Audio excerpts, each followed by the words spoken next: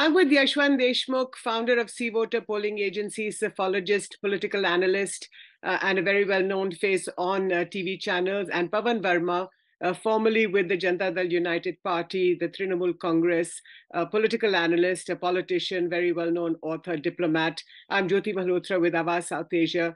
Welcome to both of you, gentlemen. Thank you so much for joining me in this debate. And today we are discussing, of course, the mother of all state elections, five states going to the polls. The campaigning in Madhya Pradesh and Chhatisgarh has come to an end. The Prime Minister has held as many as 12 rallies. The outgoing Chief Minister, Shivraj Chauhan, has held 150 rallies, a really big number.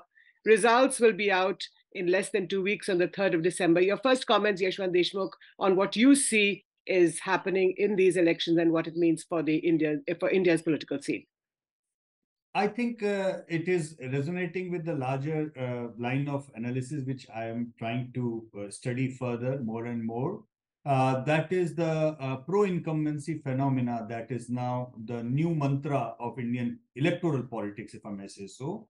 So you can very well split the 50 and 25 years block, post-independence into this thing. First 5 decades, actually, the idea of elections was purely anti-incumbency verdicts, one after the other. I mean, or anti-congressism, trying to pick up something which would be going along with each other. But post that, in the last 25 years, Jyoti, the thing that is happening is that I guess different layers of pro-incumbency phenomena are seeping in. And in fact, I'm just finishing my book on this pro-incumbency verdicts and pro-incumbency phenomena.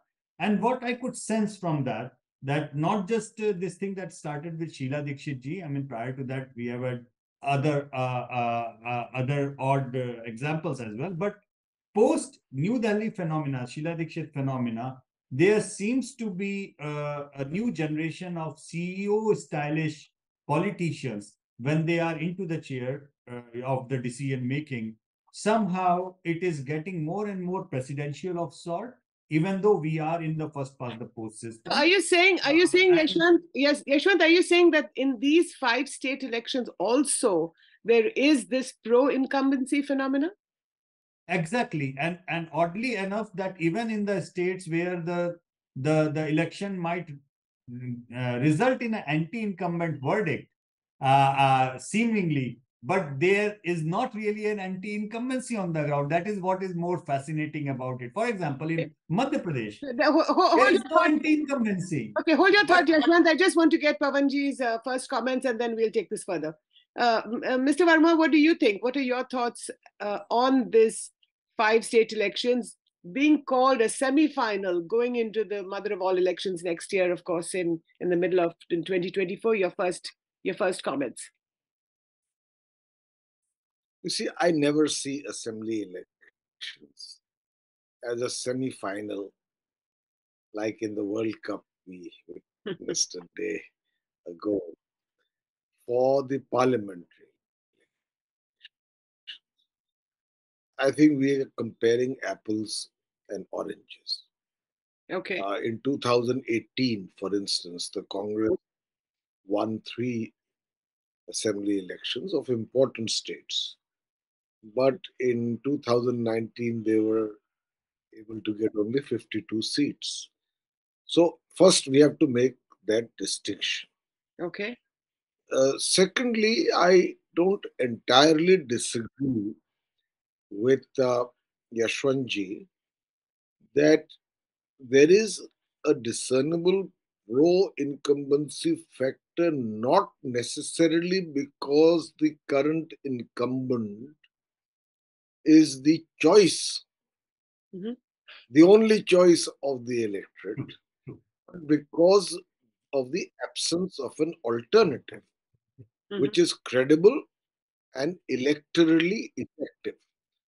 So given that, in assembly elections, you could find a situation where out of fatigue with the current government or because of a formula that governments interchange between Congress and BJP after every 5 years, you may see a change but it is not a change of a sweeping nature. I mean, if you ask me, and I am no psephologist and I am willing to be corrected on 3rd December, BJP will win Rajasthan. Okay. But in Madhya Pradesh, to prove Yashwantji's point, I think it's going to be a very close election. By that I mean, if the halfway mark is 112, the Congress may get 115. Uh, uh, Last time we had a situation where the BJP's vote percentage was more than the Congress, but in seat conversion, the Congress was the beneficiary. Okay. So it's not a strong anti incumbency vote, but there could be a fight. And similarly, in Chhattisgarh, Okay. I think the gap is significantly narrowing. Yes. So we need to keep these factors in mind. All right. Yashwantji, sorry I interrupted you, but let's talk a little bit about your pro-incumbency argument. No, Pawan is absolutely bang on target when he says that many a times the pro-incumbency is also a result of lack of alternative, or let's say lack of credible alternative. There are alternative, but not credible enough. People The do not Congress want party to is not a credible alternative in. Yeah, so people don't jump into the dark. I mean, the idea of change for the heck of changing is somehow not there. Having said that, there is certainly a sense of fatigue. Now, for an anti-incumbent verdict, there are some checklists that we as a psephologist, as a data journalist, we like to tick mark looking at the data. Okay, the incumbent vote share should be shooting down, dropping down, crashing down. Not happening. All three states, by the way. Not happening. Not happening. Not happening. All three states. No, not happening. Okay. Second, the chief minister arguably should be very unpopular. Not happening. None of these three states, the chief minister is unpopular. Shivraj Chauhan. Shivraj Chauhan. Shivraj Singh Chauhan is extremely popular. He is not at all unpopular. That's the funny thing. That's the odd thing. He is Mamaji. He is very affable, very nice guy, seen by the public, But the problem with all three of them, and more so with Mr. Gehlot, is there is an acute anti-incumbency against the sitting MLAs at large. That is something which generally the political parties try to beat that by changing a big number of sitting MLAs. BJP has done that in Madhya Pradesh. Congress has done that in Chhattisgarh, for example. But Gehlot Sahab is not in a position to do that. He doesn't have that kind of a cushion because they barely crossed the majority mark, and he ran his government just because of the support of all those MLAs. So he is not really in a position to chop up bigger number of non-performing MLAs tickets, So that is where his problem is. What about Telangana? Yeah, Telangana is different. I'm talking about these three states largely. Okay. Because in these three states, it is the fatigue symptom, which is probably at play more than the anger or anti-incumbency at play. So that is a big difference right now. Credible alternative perspective, all three states do have a credible alternative at least in terms of organization, if not terms of say, for example, Kamalnathji is a very credible alternative in that way. He is scoring probably it is a contest of Kamalnath, the individual, versus BJP, the organization in Madhya Pradesh. That's how I look at it, in that way. He is giving a very good fight. In our trackers, all along, we have maintained that Congress has an edge. Similarly, BJP has an edge, regardless of Ms. Vasundhara Raje is given a face formally or informally or not. BJP has an edge in Rajasthan. But as Pawanji said, none of these edges, including the edge of Congress in Chhattisgarh, none of these edges are sweeping edges or clear and comfortable edges of Vaisu. After a 5 years of election cycle, the way you are likely to read the election verdict. If this was 20 years back, I would have simply said, game is done and dusted. No need to do a tracker. No, just one round of polling and I would have known this is the point of no return. But this is no more the point of no return. Okay, it's not like Pavanji, two questions to you. The first is, that within these, at least these two big states, like both in Madhya Pradesh as well as in Rajasthan, within the ruling parties, or whether we call them outgoing ruling parties or whether they are going to stay in power, both in Madhya Pradesh as well as in Rajasthan, there is a lot of infighting in these parties. Inside the BJP, you have in Madhya Pradesh various factions: Shivraj Singh Chauhan versus Jyotiraditya Scindia. In Rajasthan, again, you have Ashok Gehlot versus Sachin Pilot. Is that contributing to the very close fight that you talk about? You see, some degree of infighting at the time of the elections is par for the course. Okay. But what is happening today, as Yashwantji said, is that long periods of power, as for instance in Madhya Pradesh. Now, I think the BJP has been in power there for almost 18 years, Yeah. with a small break. Yeah. You see, the same MLA who used to drive a scooter and was driven by ideology and commitment to his constituents and therefore had their support and respect. The apocryphal story is that now there are 3 Fortuners parked outside his house and 2 farmhouses. And they have prospered over 18 years, but their popularity at the local level, in terms of the expectations of the people, has dipped. Now, when that happens, elections today are data driven. I work with Prashant Kishore, so I know that very clearly. So, when a survey reveals that a local MLA is unpopular, high commands, and now both BJP and Congress have high commands, you have to drop an MLA. When you drop an MLA, today that MLA becomes a rebel. He has an alternative to go to. So the biggest problem for the BJP in the coming years that I see is rebel candidates. If you will bear me out for another 30 seconds, in Himachal Pradesh, yes, true. The Congress was a clear winner. And in fact, a BJP MLA who met me from Himachal said, we are finished this time for 4 reasons. We have a very uncharismatic chief minister. There is the old pension scheme. There is Agniveer in Himachal that matters.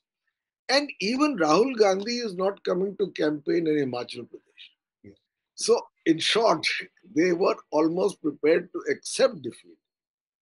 But in the end, it became a close fight because Congress has also perfected the art of snatching defeat from the jaws of victory. They are not strong at the organizational level.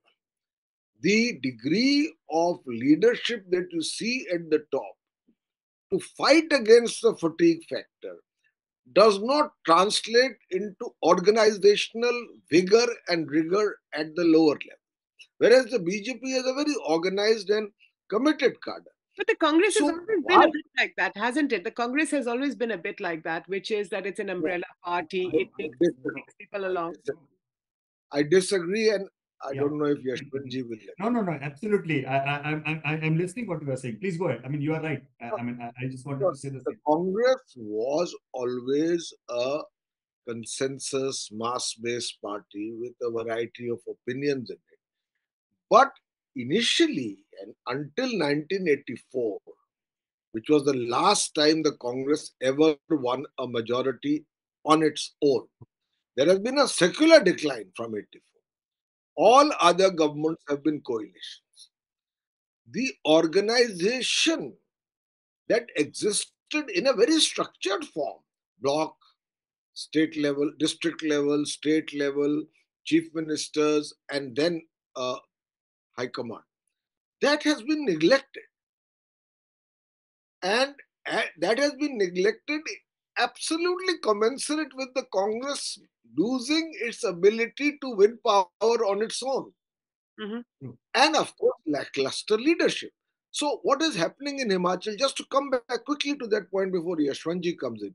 Okay. In Himachal, the BJP, in spite of clear disadvantages against it, almost flipped it, yeah. came, I mean, it had the same vote percentage almost as the Congress. That's right. Yeah. Why it was defeated was the rebel candidates. There is the famous video which has gone viral of the Prime Minister himself trying to persuade a rebel candidate to step aside. But he did not agree. The point that I'm making is that in Madhya Pradesh also, that is going to be a factor. Okay. But then that is a factor in all parties, including the Congress. The biggest problem for the BJP in Madhya Pradesh, and he's a very good friend, so I don't mean it doesn't mean a comment on him, is the entry of Jyotiraditya Sindhya. Right. Because he has created within a structured BJP, notwithstanding the fatigue factor, an element which needs to be accommodated but is simultaneously resented. Okay, let's So talk. you have So let's talk about Jyotiraditya Sindhya. Yashwant, I want to ask you now, Priyanka Gandhi, Pavanji talks about this lackluster leadership in the Congress party. But Priyanka Gandhi has pretty much taken on Jyotiraditya Sindhya, and she's alluded to his height. She says he may be he's high on arrogance. He may be a short-statured man, but he's high on arrogance. और वो उन्होंने हिंदी में कहा, मेरे ख्याल वो ग्वालियर या चंबा में कैंपेन कर रही थी, और वो कहती हैं कि ये कांग्रेस का जो वीडियो है काफी वायरल हो रहा है, in which he says that मेरे पास वर्कर्स आते थे और वो कहते थे कि जब तक हम उनको महाराज नहीं बुलाए तब तक कोई वो हमारी बात नहीं सुनने के लिए तैयार. So this kind of politics, do you think this is going to help shift the mood? It has already shifted. I mean, honestly speaking, the Bundelkhand, Chambal, that entire Gwalior Sambhag region for almost more than a year in our tracker, we have already said that Congress is sweeping. So, honestly, Congress doesn't need some central leader to go there and campaign just to swing the election in that. Listen, Priyanka Gandhi is a leader of the, she's a big leader of the Congress party. So if she's, that will help consolidate the vote, won't it, in a sense? It is already consolidated. That's what I'm trying to say. So when she goes and campaign and says something which goes viral, my only point of concern is tomorrow some analysis might be which will be kind of crediting Priyanka Gandhi for the success of Congress in that particular region, which is not the case. Okay. The case is what Pavanji just mentioned, that BJP imported big number of leaders along, when they made the Jyotiraditya Sindhya move. Madhya Bharat has been organizational strength of the BJP way back, right from 1952. The BJP, Bharatiya Janasangh's original case, they came from Madhya Bharat only, and I have narrated this story in person, how Nanaji Deshmukh took Ramnath Goenka in Vidisha, just to underline that I will make you win an election purely on organizational thing, So from that perspective, when you are importing a set of leaders where the local, your rank and file has been campaigning against them for last 50 years, there is bound to be problem. There is bound to be an issue in that structure. So it's not a, I mean, I understand Jyotiraditya Sindhya is again not an unpopular person like Priyanka Gandhi would like us to believe. Even in the chief ministerial question, he is always around 10%. But I don't understand. I don't really understand what you both are saying. So let me ask this question again. Is there pro-incumbency in Madhya Pradesh, or is there faction fighting inside the BJP between Jyotiraditya Sindhya and Shivraj Singh Chauhan? There is no faction fighting between Jyotiraditya Sindhya and Shivraj Singh Chauhan. There is no factional fighting between these two. Please, Narendra Tomar versus Jyotiraditya Sindhya. You see that belt. Exactly. Jyotiraditya Sindhya certainly wanted to be the chief ministerial candidate, but he is not allowed to get his way by Prime Minister Modi. Prime Minister Modi has put his Ashirwad on Shivraj Singh Chauhan. So how is a BJP, how is a voter going to vote for the BJP? Which face is he going to vote for, or she going to vote for? you see, right now, both things are true. Shivraj Singh Chauhan is not unpopular, but his popularity has diminished. Number one. Okay. Number two, these are what are called whispers in the corridors that the high command in the BJP is always wary of local leaders who become literally invincible by their continuation in important and large states. What does that mean, So, Pavanji? Is the BJP wary of Jyotiraditya Scindia? no, not Jyotiraditya Scindia. I'm talking of Shivraj Singh Chauhan. Okay. And therefore, they would like to retain the final choice of the chief minister and fight the election on the face of Narendra Modi, whose popularity across these states remains high. In fact, one of the surveys I have seen shows that Narendra Modi ji is more popular in Rajasthan than even in Gujarat. Therefore, they can risk it. And then, after the elections, decide who they wish to appoint. Again, whispers in the corridor are quite seem to indicate that Vasundhara Raje, in spite of having a base in almost every constituency in Rajasthan, is not the favored candidate of the High Command. Now, in such a dilemma, the High Command has to decide, do we go with her or can we win without her being named?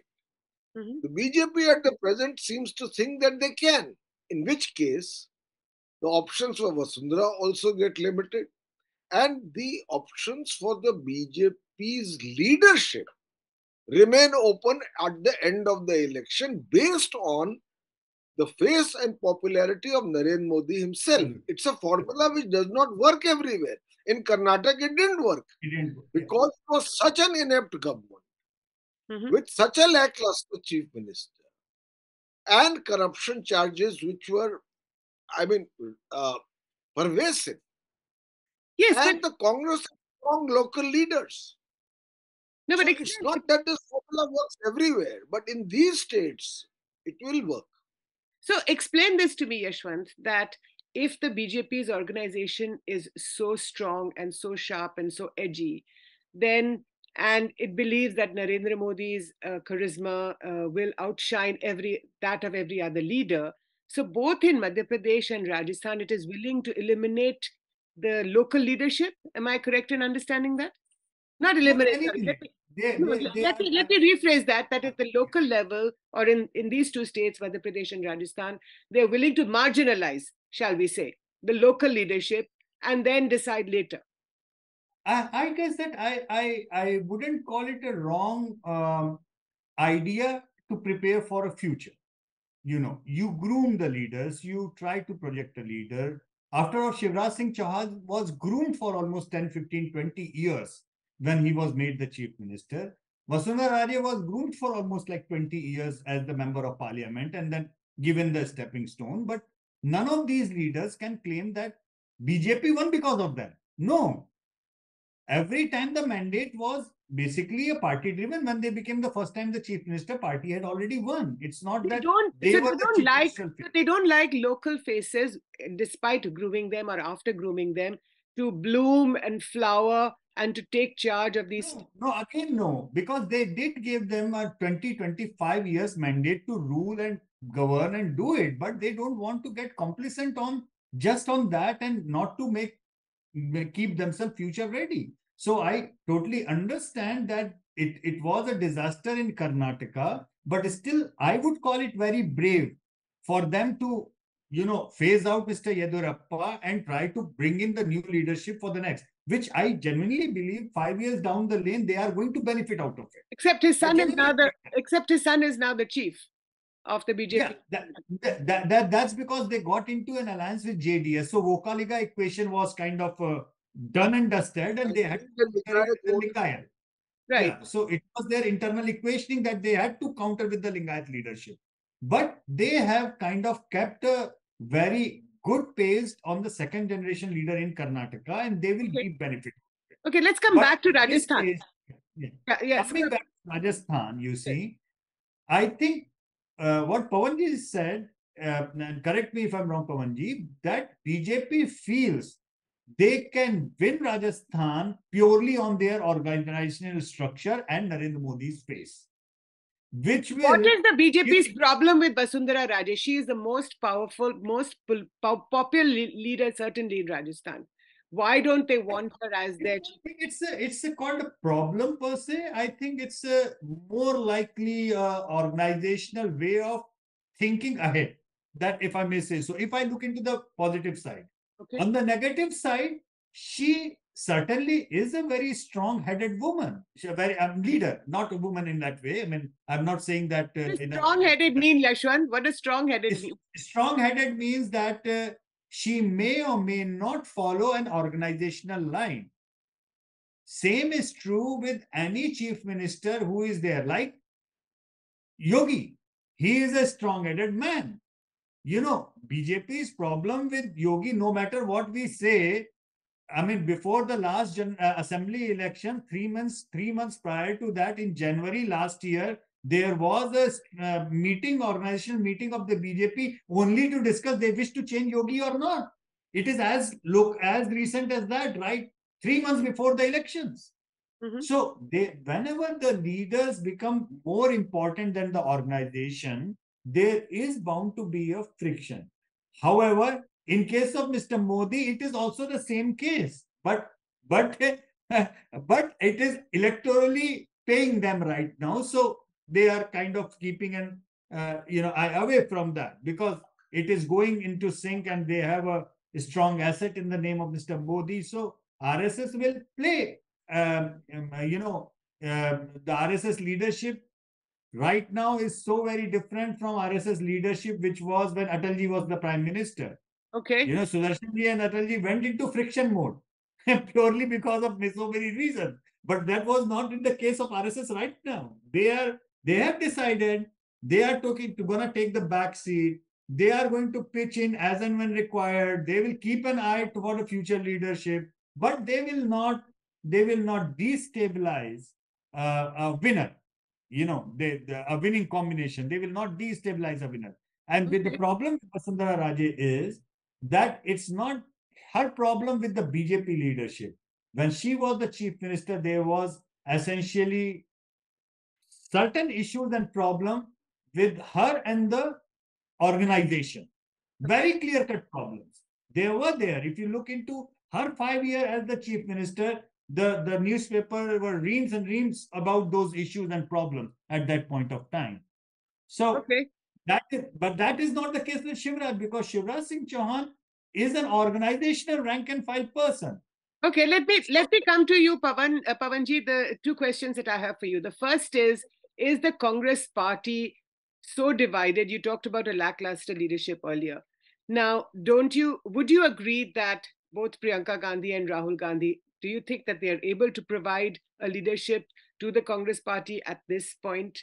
Or do you feel that this rivalry that we see between Sachin Pilot and Ashok Gehlot in Rajasthan, that has it weakened the party, would you say? No doubt. I mean, you have to be politically a cretin not to understand that an open warfare between the chief minister and deputy chief minister will not weaken the party. Now, Sachin Pilot came too close to the elections to break out on his own. And I give credit to Rahul and Priyanka. They know how to ultimately where they are in some measure is because they know how to handle recalcitrant leaders.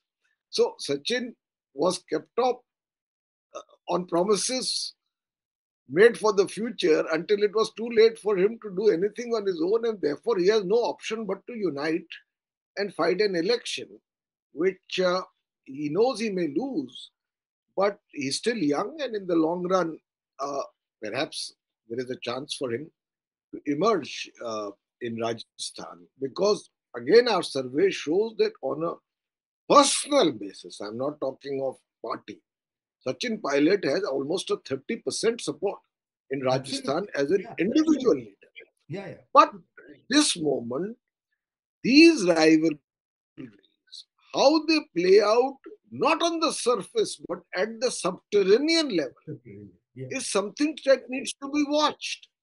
In Rajasthan, between Gehlot and Sachin Pilot, and in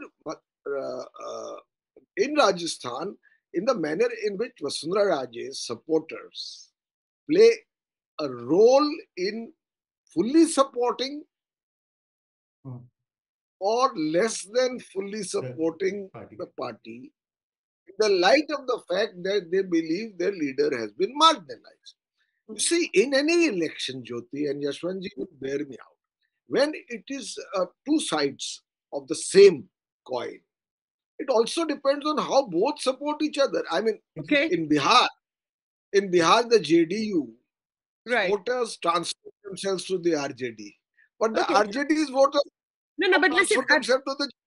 Yeah, but we are running out of time. We only have a few minutes left. So I have two questions to the two of you. Yashwant, answer the question on the Jyotiraditya Scindia factor.